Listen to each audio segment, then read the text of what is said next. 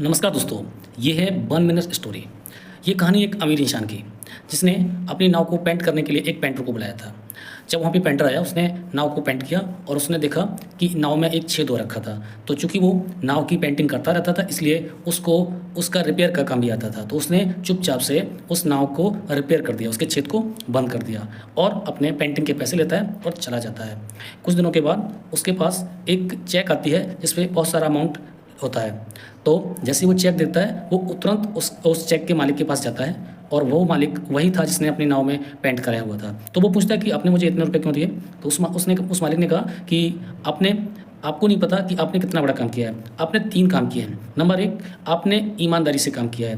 Number 2, आपने निस्वार्थ काम किया। और नंबर 3, आपने हमारे बच्चों की जान बचा ली। छुट्टियों में मेरे बच्चे बोट राइडिंग के लिए गए हुए थे और मैं घर पे चाय पी रहा था। अचानक मुझे याद आया कि नाव में तो छेद है जिसकी मैं मरम्मत कराना भूल गया हूँ। तो मैं बेचैन हो उठा, लेकिन 1 घंटे के बाद मैं देखता हूँ कि मेरे बच्चे वापस आ जाते हैं। तो जब मैं नाव को जाकर देखता हूँ, तो मैं देखता हूँ कि उसमें जो छेद था वो रिपेयर कर दिया गया है। तो इस तरह से आपने अपनी ईमानदारी का परिचय दिया।